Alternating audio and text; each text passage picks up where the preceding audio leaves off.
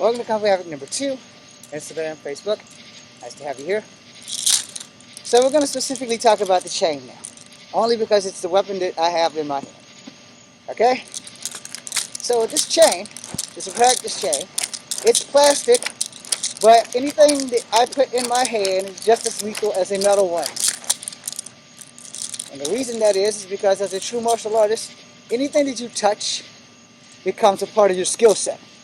If you cannot use anything that you touch as a weapon besides a blade of grass, you probably need to go back to school. Day 1, year 1. This is a plastic chain. That doesn't make it any less dangerous.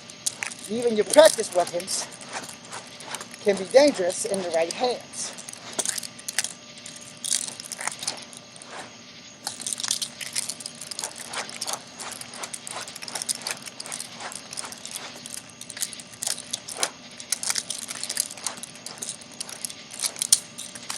I think I just hit the bird feeder. I lost control for a second, people.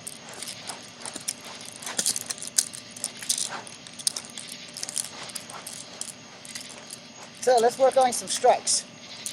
Okay, so these are actually blocks. This is a strike. That's a strike. That's a strike. That's a strike. That's a strike. Why do they look the same?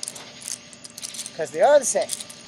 In Kempo, they teach you every block is a strike and every strike is a block. So, why can't that be the same rule for Kung Fu? Or Karate?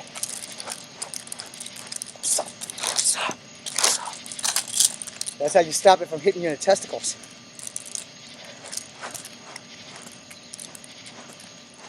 That's a strike. That's a strike. And a CF. That's another CF. Controlling your weapon.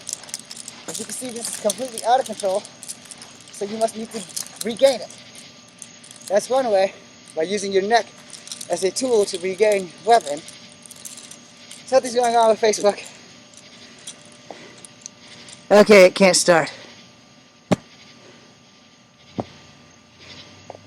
We're trying Facebook again. Okay, so to make this short and sweet, I chose the chain. I made it yellow for a reason, especially for night training. You know, the average Kempo chain or Wushu chain is about this long. Some of them have darts. They look like spikes. You know, so you can toss them out and use them as weapons. You've seen them in a lot of Kung Fu movies. It's a real weapon. Can't really say anything about the flying guillotine. I don't have one of those. I'd like to have one, but the temptation to use that thing is a pain in the ass. So, learning your chain. Get the feel of it. Know how it feels when it strikes. Know how it feels when it strikes you. Know how to control it.